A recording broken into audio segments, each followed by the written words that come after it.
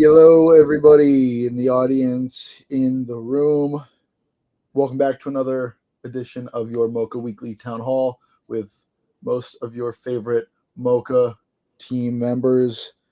I'm Max. To my right is Colborne. Down in the corner there, we have Daim Al-Yad, and then below me, the very handsome and very brave Untitled XYZ, showing us his real face from very far away. How are we doing, everybody?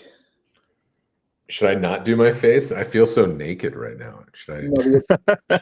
You are the face of MOCA right now. One person having their face. The only face MOCA's got. My goodness.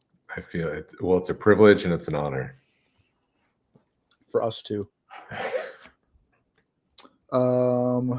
Great. It's 12:04 p.m. on a Thursday. I would love to know what's on everybody's mind. Oh man, consumer pricing data, the usual. Yeah, what the heck? Inflation? Literally one good day for crypto in the last month and a half, and then boom, terrible inflation report. But you can't go up forever. Yeah, and I think terrible inflation reports might not be a black swan event around this time. There might be a few more of those. Yeah. Yeah. I was talking with a friend of mine yesterday, an early, back from my early Soul NFT days, of what super cycle stuff actually looks like. We were basically riffing on this at point of it's crazy how different things feel considering how the Ethereum is back at 4,600, right? Bitcoin's at an all-time high, or at least it was back at 4,600 yesterday. Solana's hovering around 200. There should be this euphoria, obviously not the same as this super cycle period from 2021. And I was reminiscing how you would have these mints, these NFT mints all over the place, and they would sell out immediately no matter what they were. And if you got one of whatever it was, you were basically guaranteed a 5x immediately on the price. People would just speculate on every single thing. And what a strange time that was. It was the exact same thing in 2017 with the ICOs. Yeah. Every single coin that you could get into, you buy and it pumped. It's so interesting, the fear greed cycle in crypto. It's so compounded. I want to add quickly that there is, I still feel going out there that there is real and large interest, financial interest in the art that is being produced in this space. That's good. That's exciting. I mean, because the narrative around that just even a few months ago was dismal. Yeah. I think there's still significant. I mean, if we think about what is happening in the macro situation, there is dollars that is looking for home, and in my mind, this art is cheap. Is cheap for what you're getting. We are so back. We're not so back, but we're about to be. Do you still hold firm, Copeland, on your prediction from a couple months ago that we're looking at a massive increase in all this stuff come fall? Yeah, I think we're looking for a blowout Q4 across the board. It's hard to remember what it looks like, and I not to cut you off, Untitled. It seemed like you had something to say, but I obviously I wasn't around in 2017. Not really. I was around in 2021, and just the madcap antics that were everywhere. It was just ubiquitous that people were just throwing boatloads of cash around and making these incredible predictions and all these justifications. And it was like more than euphoria. It was delusion. But I have no idea what form that would take today, right? You know, I know between 2017 and 2021, the whole kind of like NFT ecosystem began. I don't really know what it seems ridiculous that if there were to be another like wild euphoric super cycle, that money would rotate back into meme things or back into NFTs, that there wouldn't be some like Are you taking a shower, Max? What's going on? That wasn't me, I don't think. Oh. It was a swarm of cicadas. Was it? Yeah, I don't know. I heard the steam and I was like, oh, someone's passing gas. Sorry to interrupt. Little lowbrow for us. But yeah, like I wonder what where that crazy energy is going to flow into. It's going to flow down to some derivative somewhere. The question Well, is, I mean, you know, the thing that I've learned and continually been impressed by is how sticky network effects are. Right? So, you know, love it or hate it, it's going to go to where it has already gone. You know, and it's not stopping until X copy is Basquiat. Until these things are selling for $100 million. Yeah, well, yeah, definitely. I mean, X copies works have, like, if you look at the X copy bot on Twitter, that thing is humming these days, and it does feel. What's that? And CryptoPunks.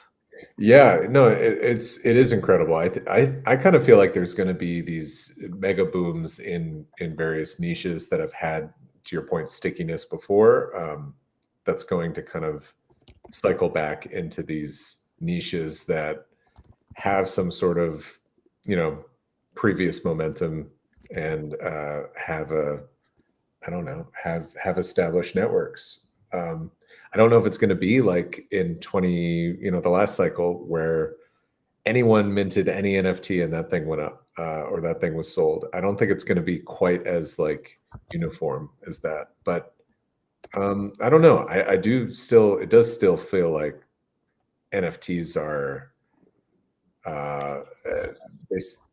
they certainly still have a lot of proof. Like, I think, and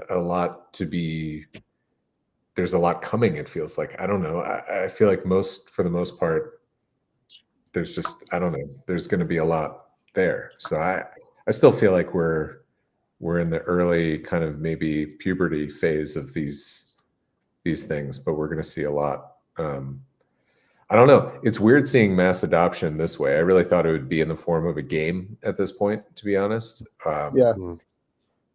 Because, you know, feels like art to game to institution or something to that effect would make sense. But gaming is never, you know, it's had moments, but not really. I mean, the casino is the game.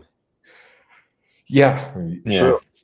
It just seems pretty crazy. I think that's such a good point of like the narrative of like play to earn makes so much sense. And I feel like you explain that to anyone and they're like, yeah, like I remember I used to explain NFTs like in the early days is just like Fortnite skins that you own and can sell. And I was like, this makes so much sense. And it is kind of crazy that nobody's cracked that code. Even though a lot of these, I know like on Avalanche, there's a lot of games with serious backing. I know like MapleStory came out with, you know, a rather unusable, but still like quite polished game. It's crazy that nobody's figured out how to mass market and monopolize that. Well, and there's, you know, trading card based or you know, strategy games like, well, there's Parallel that's done some interesting work, and yeah, I think like it has been surprising that hasn't really glommed on, because that is a very good example in terms of, you know, Fortnite skins as NFTs. Makes a lot of sense. But I mean, I feel like it's not in, you know, game makers and publishers' interest to do that, right? Because what extra does it get them? And like, correct, you know, short of there magically being adoption elsewhere that you can sort of plug into and benefit from, the answer is nothing, right? It gives more rights to the user, but for the most part, the user is too stupid and too, you know, rabidly anti-NFT to understand that it's actually their rights that are being violated by just about every single game's purchasable whatever system by not using NFTs or some equivalent. Yeah, I would maybe push back a little bit there because they have a chance to like get out from under the Apple ecosystem and own their own marketplace. Right? So I think 40% of like Fortnite sales end up going to Apple because of the distribution through the App Store. But you don't think Apple would just rewrite their terms to like, yank that under their legal and payment expectation umbrella too? Who knows? That's too big of a question for me. But it feels like if you could close the network and have your own closed marketplace and kind of just rake 2% convenience fees. Yeah, what is it? It's Tim Sweeney, right? Who's been like railing against Apple for a really long time. Well, yeah, they lost their didn't they lose their lawsuit against They Apple? did, and the last I read, they didn't seem to be complying with like whatever that was supposed to imply. Yeah, Apple lost, right?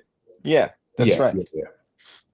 Which is great. I do think it does feel like you never know which way this is going to go, but it does feel like this is something where more indie games could take advantage a little bit, and it could be a grassroots thing with gaming where you have smaller games experimenting with new strategies to kind of like catalyze their user base a little bit. But then like indie developers are like even more rabidly anti-NFT than Totally. like the big studios. Very Like much so. you go on itch.io and honestly, like from that perspective, it's a fucking cesspool.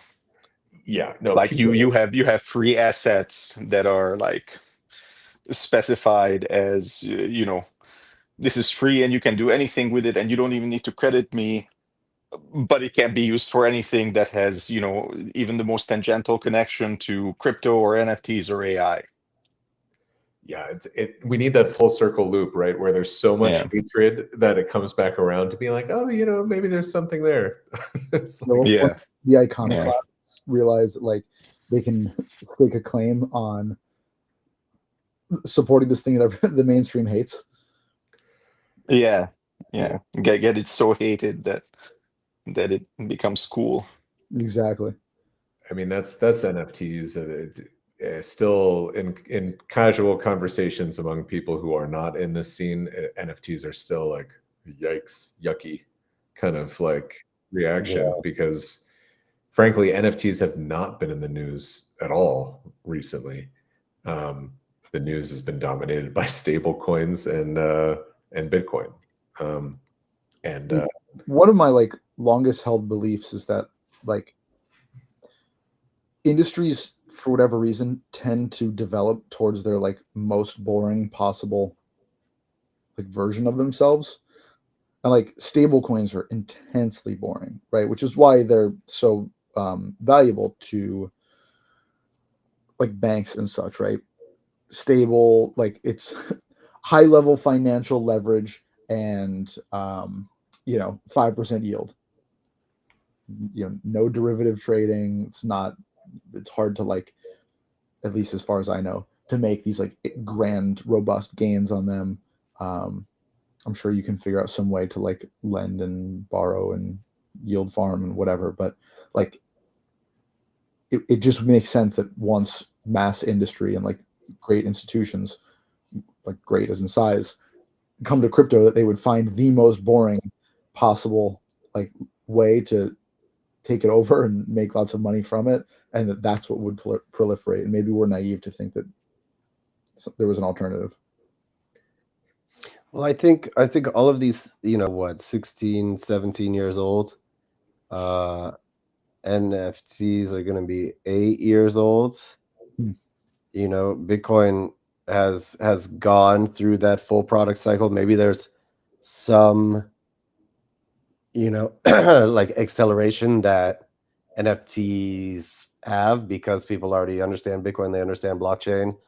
But I would say another 7, 8 years before it's like pretty much ubiquitous and institutional, and people have digital art on their walls. In their rooms, you mean, Coborn? Yeah. In their rooms, exactly, in their MOCA rooms. I think you're right. I mean, there's a huge the funny thing with NFTs is there's a bit of a hardware race with this as well, whether that is the metaverse, the M word, or if that's literally like digital frame technology, like display tech. Like you kind of have people still trying to figure out, well, in what reality do I showcase this? So we're going to need a few years still to figure out what that ultimately looks like, or what sort of hybrid reality that might be, because we don't really have the hardware to kind of visualize it yet. I mean, it's like an arms race, though, that nobody's actually participating in. Like, if there were a real arms race here, there would be more. That is a good point. Like the fact that there still is like not really a place to look at your NFTs other than OpenSea, which everyone hates. Like, there's just not ubiquitous technology that's trying to capture market share, and whether that's because people haven't figured out a way to like make a model like that profitable, or there's just not a thirst for it. Like the fact that we're still dealing with fucking MetaMask. We've been saying the same things about MetaMask for 4 years, which is like the UI UX is dog shit and nobody likes it, and yet there's like no real alternative. And it's not like the alternatives on like Phantom Wallet does anything that's that intensely different than MetaMask. It's just like a bit easier to get around. The whole ecosystem is in a UI UX nadir. Well, innovation is ultimately punished. It's not like, Apple does the same thing. You just do one thing right once and kind of ride with that product.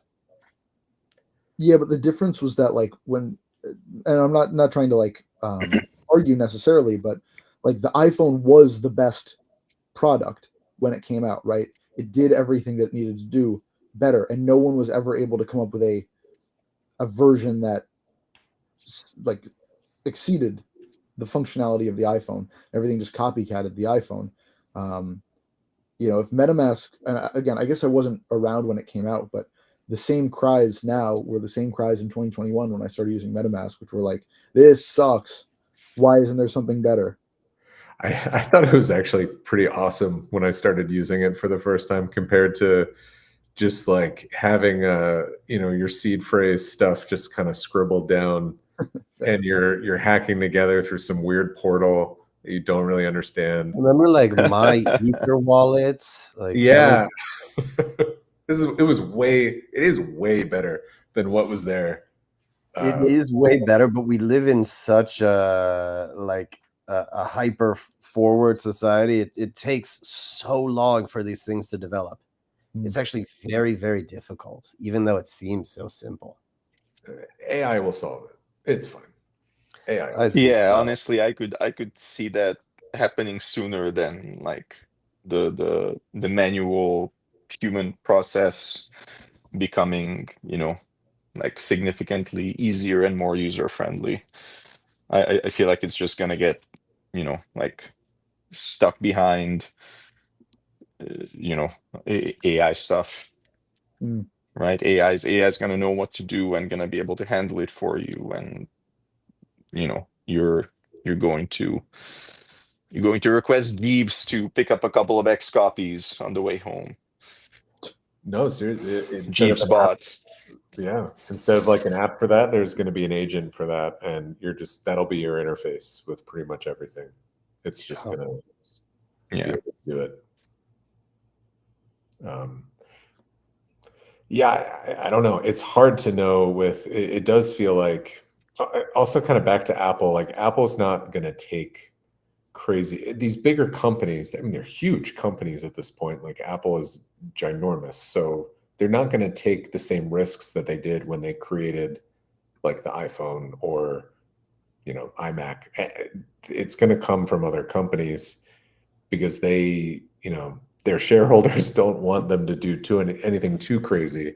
They just want to maximize predictable value and keep it keep it simple. But yeah, I guess I keep thinking from like a bottom-up perspective instead of a top-down perspective, in the sense that like all of your points make sense if like MetaMask were Apple, in the sense that like it commanded the market and everyone was like this, like there was anybody who felt as fanatically supportive of like MetaMask as people do about Apple, right? The apps and services at the top of the NFT landscape are not well loved. They're not well received. They seem to be pretty universally disliked. That people use them because they're there and they're, there's no alternative. So it just seems like there's such a huge opportunity to capture that market share in a different way where Apple had already captured it. They came along with the iPhone and said like there's an opportunity for us to completely disrupt this with our own technology. I'm waiting for that within the NFT world. Where is the app? I don't think we've seen it yet. OpenSea and MetaMask as like the emblems of like fat, slow, unadjustable industry seem unwilling or uninterested in winning people to their camp. Well, yeah, it feels like you're going to eventually have something, right? Like Stripe, and it just does all the dirty work behind the scene, but you're just interacting with something like, traditional financial infrastructure to make a purchase, and you just click and it kind of has all of your stuff behind it. I mean, think of how dog shit PayPal is. Yeah,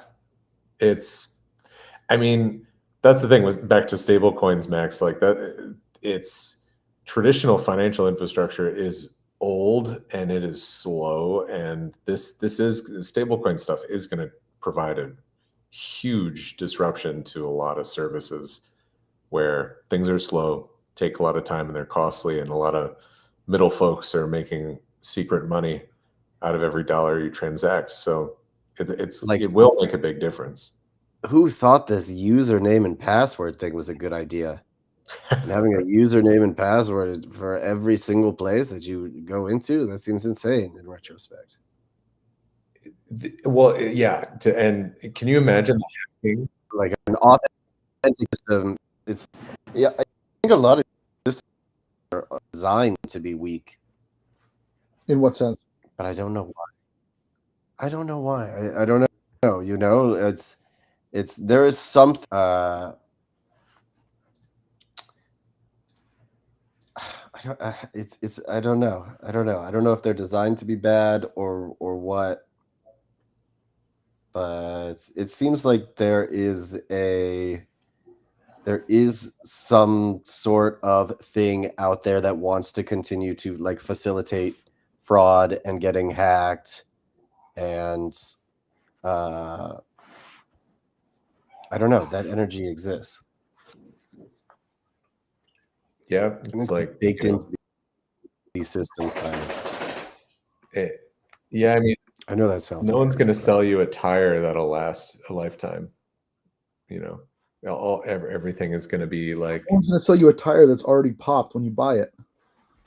And what's that? No, like we're getting sold tires that are like, we buy them and they're already losing air. Or like we're buying tires where like 1 out of every 20 tires just doesn't like work. It just immediately pops. So like I guess I'm not looking for like the game breaking best possible thing that we've ever seen. I'm just looking for like a usable product that great, like maybe it won't get iterated on in the future, but like it's at least passable for the moment. And that's what we seem to be missing. That's what I feel like we're missing. Like we're just like the middle ground product that isn't great, but it's also not dog shit. Well, oh no, we lose Colborne.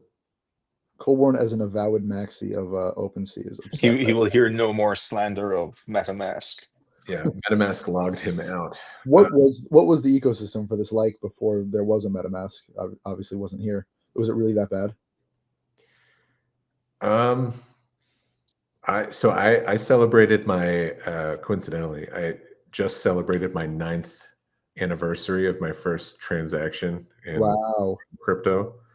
It's crazy. And back then, it was really just confusing, and you had a lot of like, I had a sketchbook with like all my passwords and instructions written down, websites to use, things not to use. I don't know. It was just it was very underground. It just felt very like, you'd go to a Bitcoin meetup and people would be exchanging like QR codes to share Bitcoin with one another for fun. Like, oh, you don't have any Bitcoin yet? Let me send you some. Like, people were literally doing that. I don't know.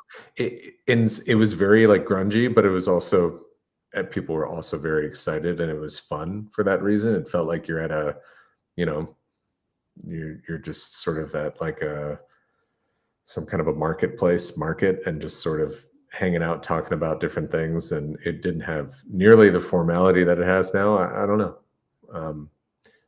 But there are pros and cons with both. I think I enjoyed it back then. It was nice. It was simpler times. I'll take your word for it. But yeah, I don't know. I think for the art world too, I don't know. There's generally a pretty high tolerance for like slow systems in general across a lot of these industries, especially art. Everything is very, very traditional and costly, and takes like if you've ever shipped a piece of art from Europe to the United States, good God, it like takes a lot and a lot of time. So I don't know. I think by comparison, there's maybe a little bit, we're so entrenched, maybe there's a hell of a lot more upside and benefit here than we're even able to recognize at this point. Interesting. Yeah. Also, I feel like I don't know, just given the inherent complexities involved with like, doing crypto stuff with a wallet, I don't know like how much more things can be simplified, really. Like the AI simplification would work because through the AI you still have someone with, a vaguely human level of intelligence controlling shit and making decisions and interpreting, perhaps the user's much simpler and more down to earth requests, and figuring out how to turn that into like Ethereum transactions. But I don't know how much of that you can abstract out in a way that doesn't basically just hugely increase the attack surface area for scams. And then, sort of jumping back a little bit on the topic of, sort of like ways to display your NFTs. I honestly wonder when we get to a point where there's like genuine, serious attempts at devices that are supposed to be able to display any of your NFTs, like how short those will fall of expectations, because once you get into NFTs that are early enough, shit is completely different from how things work now. Once you get into NFTs that are innovative enough, you sooner or later get into a territory of, this really interesting shit works primarily because somebody at some point was able to convince, their contact at OpenSea to treat this, bunch of data that got added onto the chain in a very specific way that, results in an interactive experience when displayed just right. But I feel like, there's like, I don't know how simple you could possibly get a truly universal technical description on how to display any NFT to be. And with that in mind, I feel like, again, once serious attempts begin, like, it'll surely support most everything, but the most everything may end up having like notable exceptions, and some of those notable exceptions may not be ones that the crypto art community is crazy about.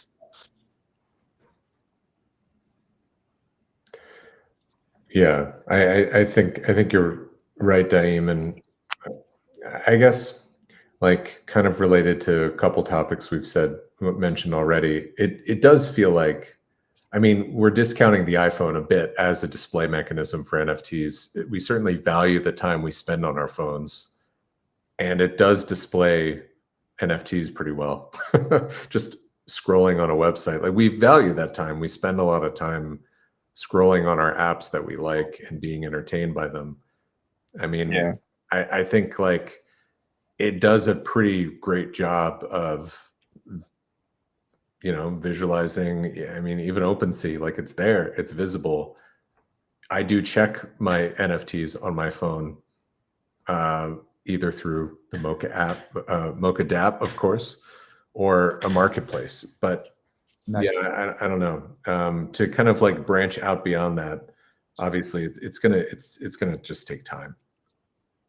And I even wonder whether part of the issue is coming from this very sort of I don't know, like crypto immersed notion that an NFT display device has to be like a Web3 aware device. Because, like, okay, guess what? If it doesn't, then suddenly this shit becomes a whole lot simpler with like 99.99% of NFTs, most of which, of course, are not interactive, most of which are, not responsive to, random weird shit that happens on the chain, most of which are, plain static images and or videos and or, JavaScript pages that don't care about anything other than the HTML and the JavaScript that's already loaded into the display browser. And if at some point we transition from sort of this current mindset to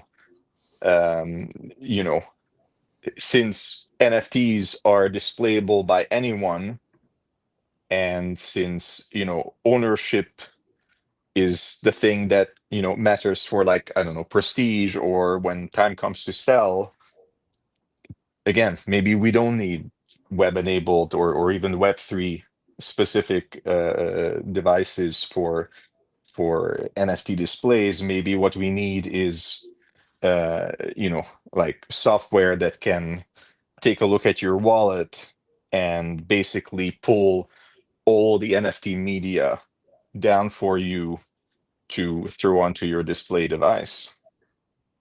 And then your display device doesn't need to, do Web3 calls and, pull metadata from IPFS and all this fancy shit that is complicated and error prone. Maybe just needs to be able to display, PNGs and JPEGs and GIFs and, MP4s. And, I guess like deal with like canvas objects in the browser. Maybe. We lost a Colborne again. Oh, no. Colborne's gone for good, I think. It's really nice having him around. Yeah. I think part of the issue, I remember I've written about this, the subtext a million times, but like the issue is that so much of the innovation that we require is a confluence of multiple industries, right?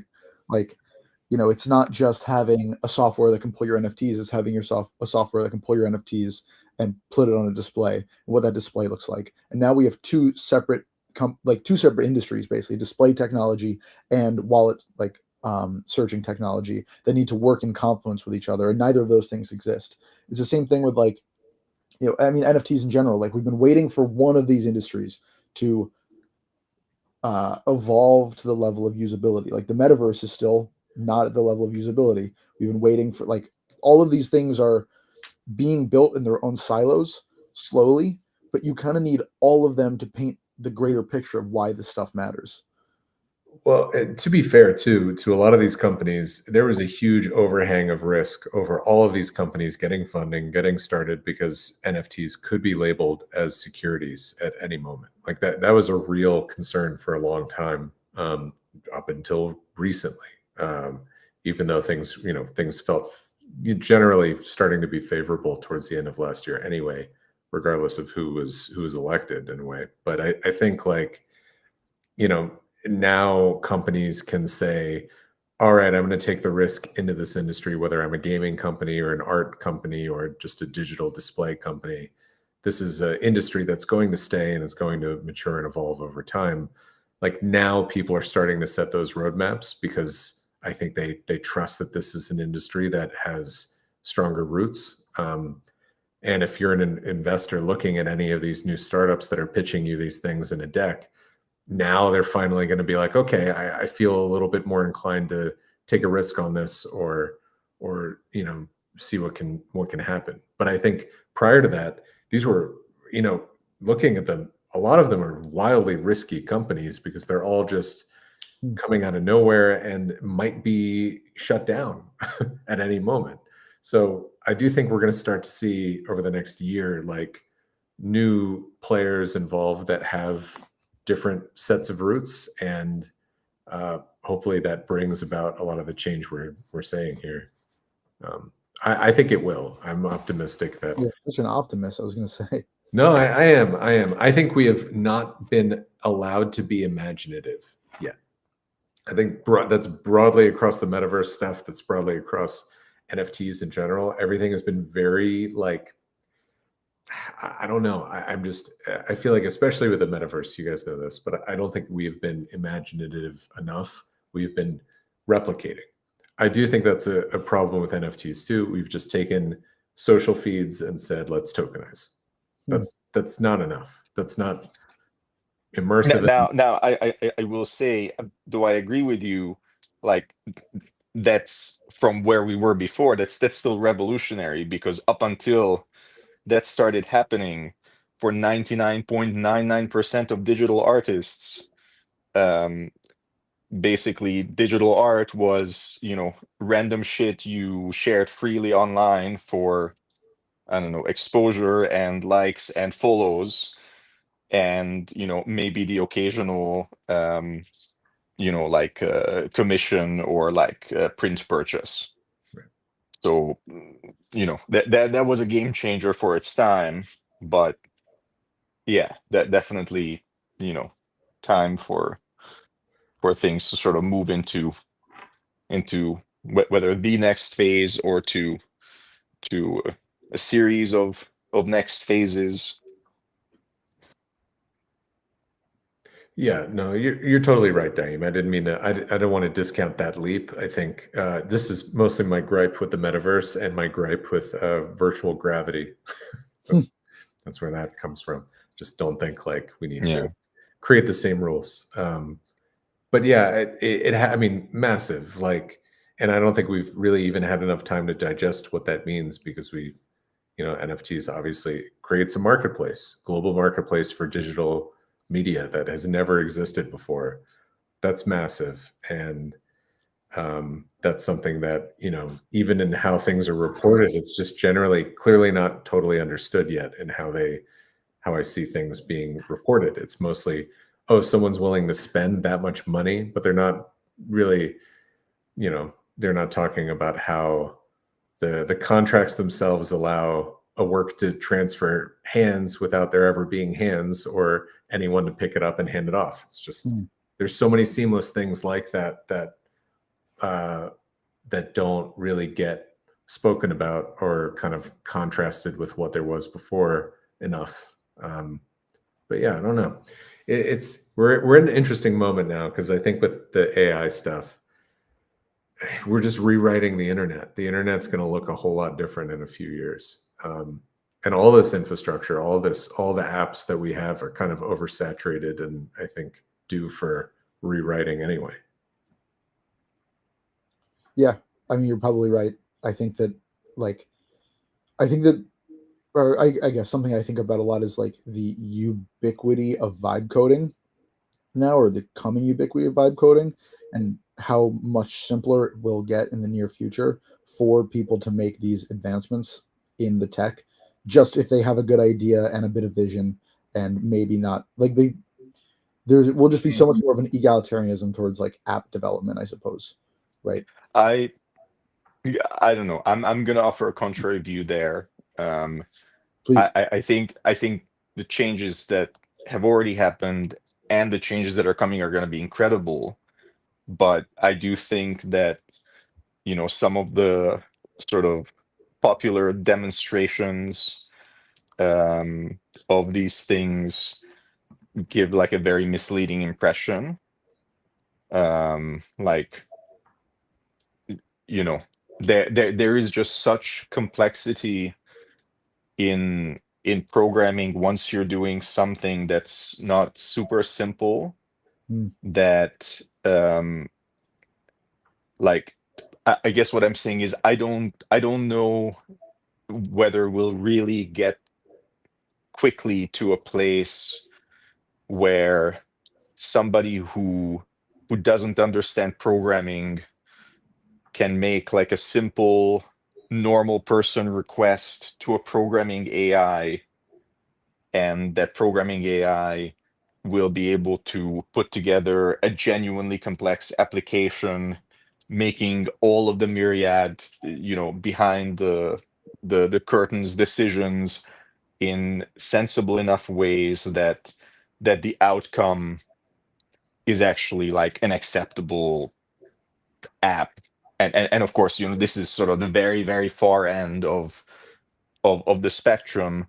But I guess what I'm saying is, I see vibe coding, uh, even as it advances more and more, being more about extending the productivity and the reach and the ability of people with like at least a half decent amount of programming knowledge and insight and understanding, who can spot when the AI made some nonsensical decisions, and reel it back and get it to fix its mistakes, versus it democratizing the creation of programs in the same way that like generative AI democratizes the creation of art to some extent. It's interesting you say that. Like I recall a news story from I think a couple weeks ago. There was some app that was being used. Some guy had created an app. He had like taken a 6-month coding course or something like that, or a 6-month coding boot camp, and created an app. A lot of women in New York were using it. It had something to do with like dating or identity verification, but all of the data was stolen. Women app data stolen. Google.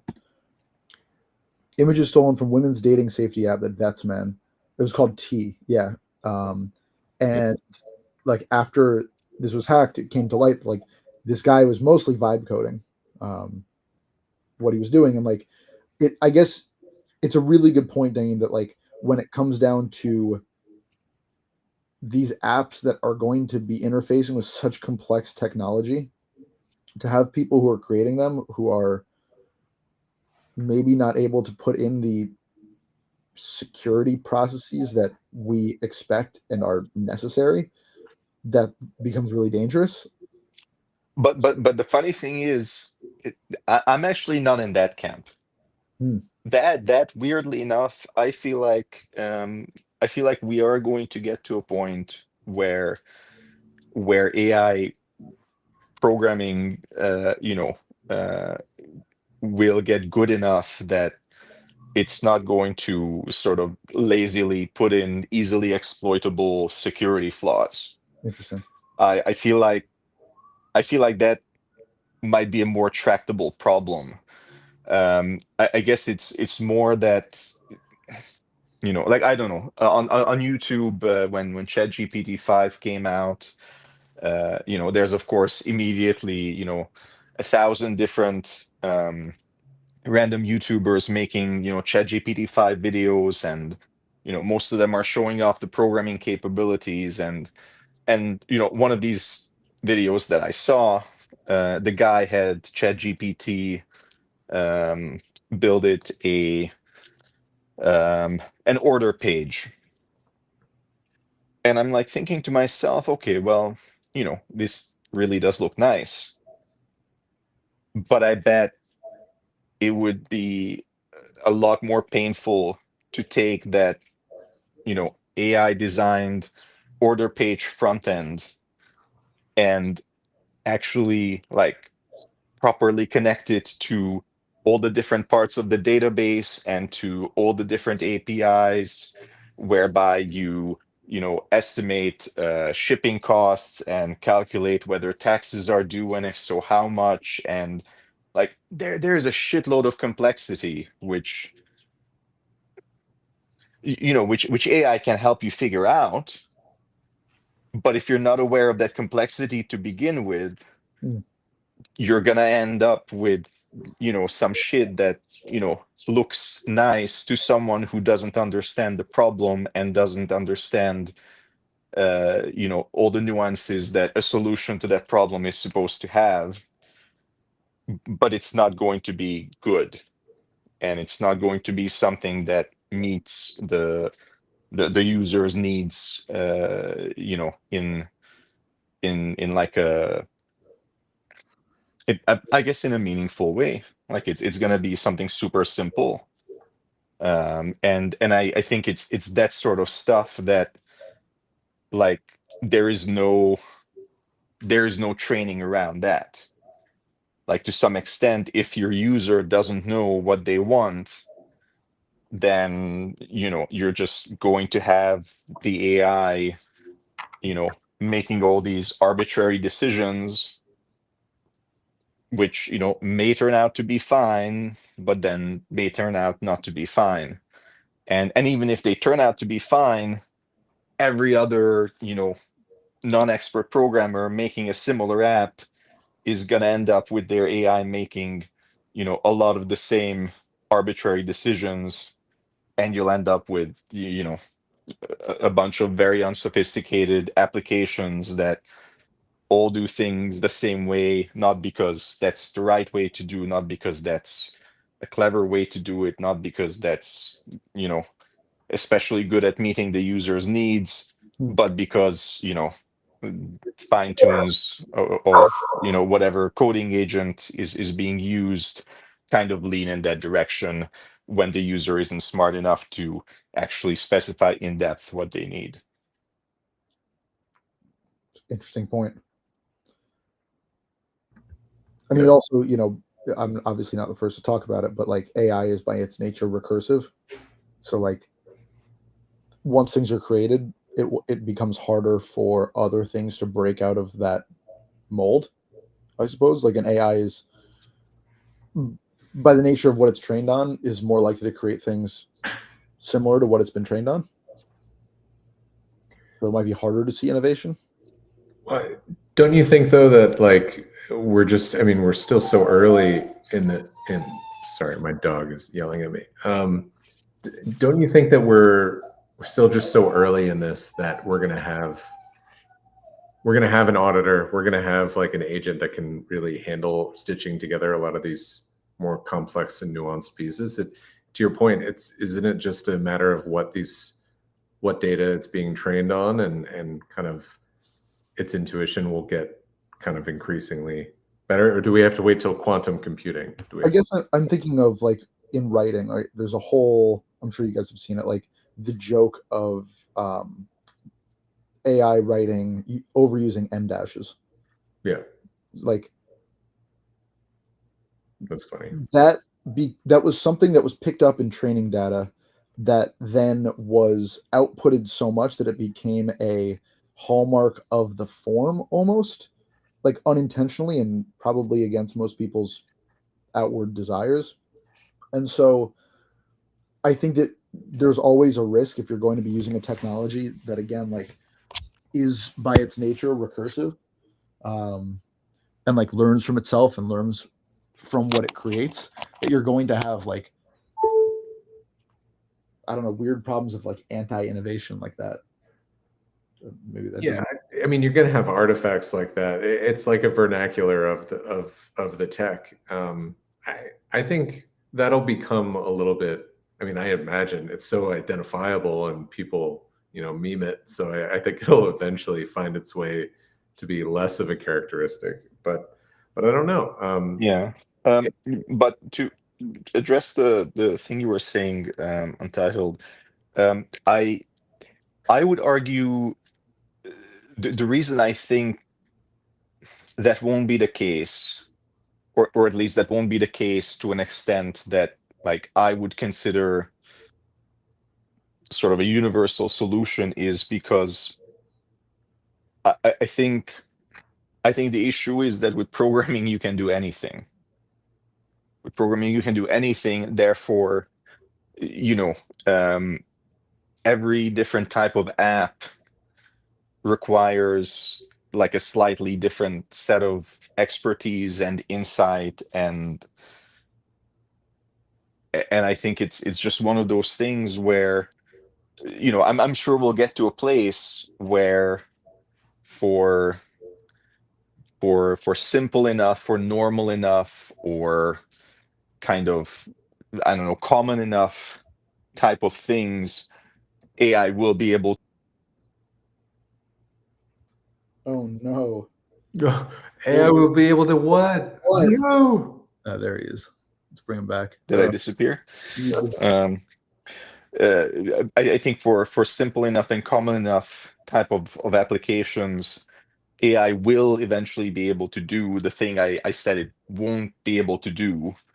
But I think the moment you step outside and like try to make something that warrants making, not because you want to sell this and make a bit of money, but warrants making because like this stuff doesn't exist yet, or it exists but none of the other apps are any good, or none of them do things in the way that they really should be done.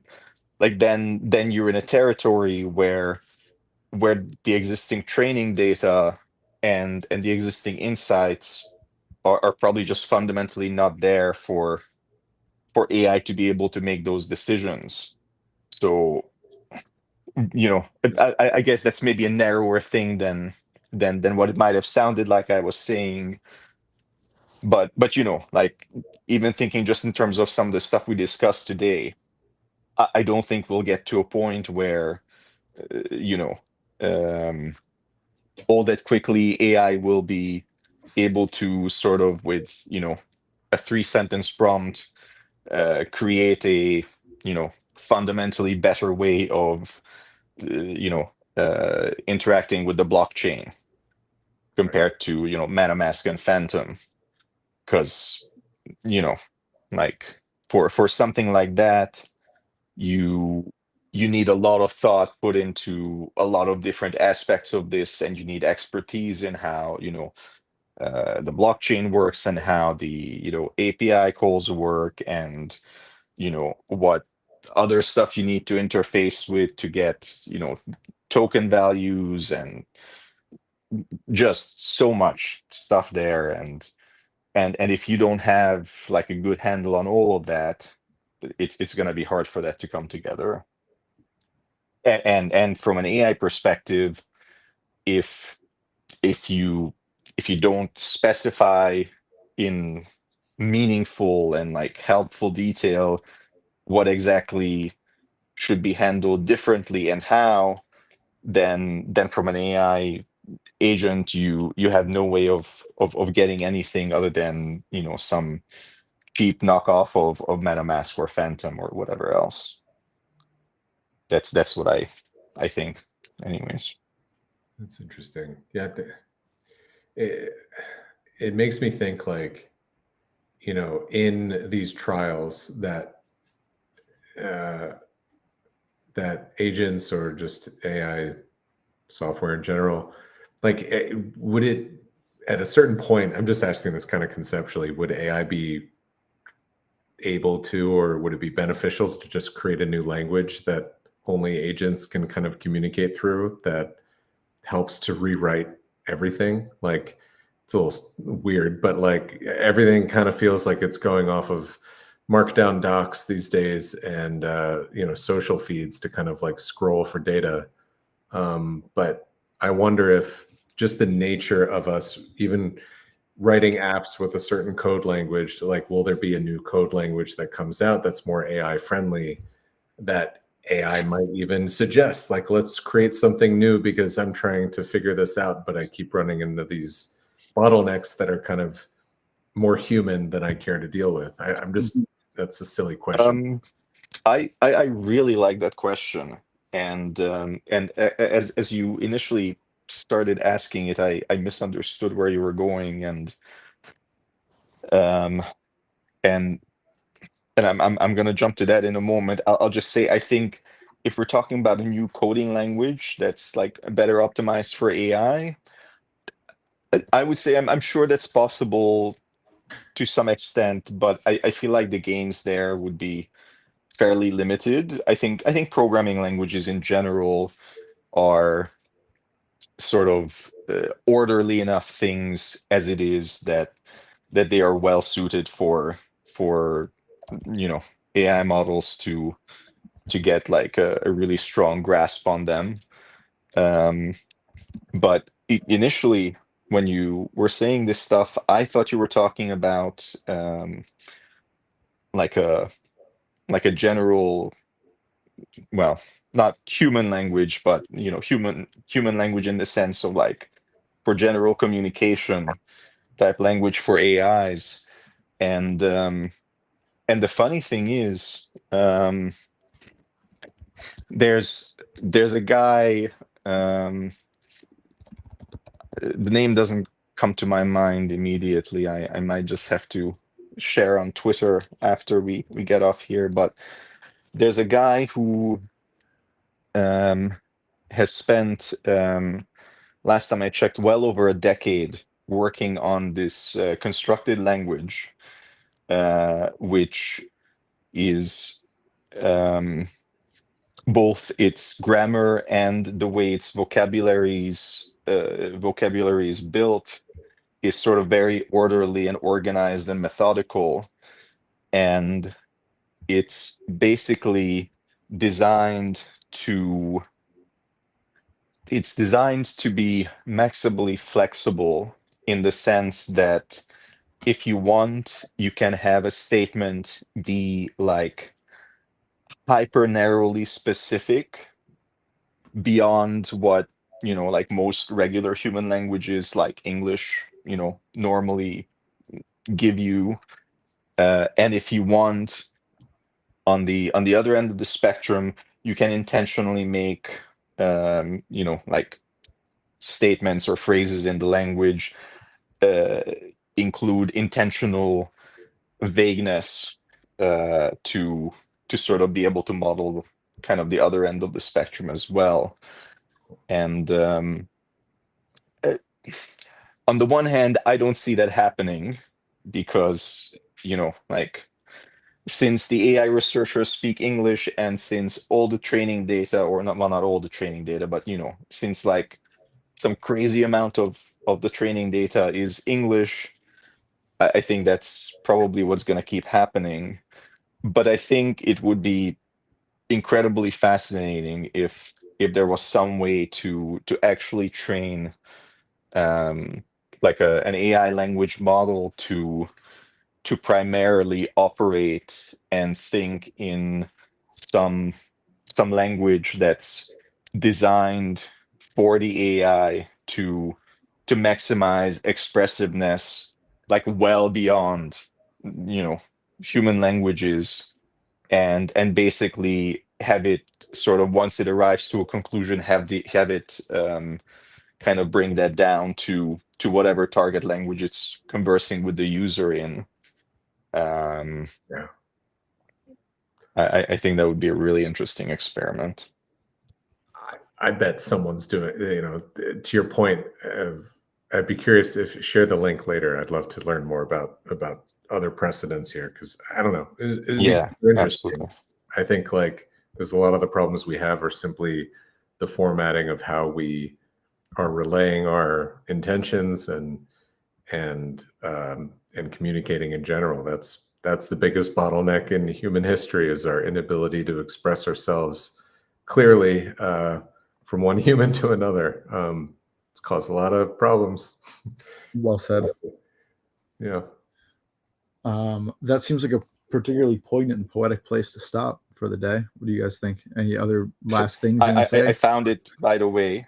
The gentleman's name is Rick Morneau, and he has a huge monograph called the lexical semantics of a machine translation interlingua.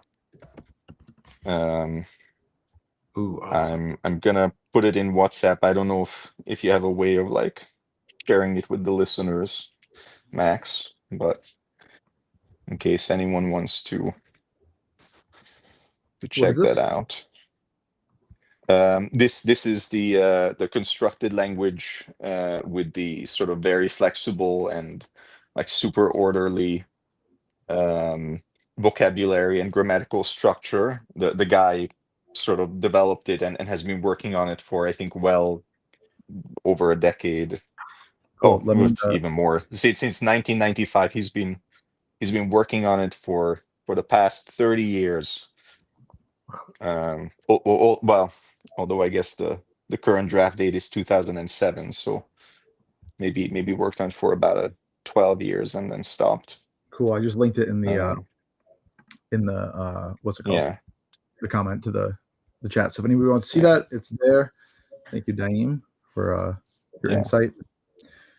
Your scholastic journey that you're sending us on. Thank you, Untitled. And thanks everyone for being here. We'll be back next week, so we will catch you then.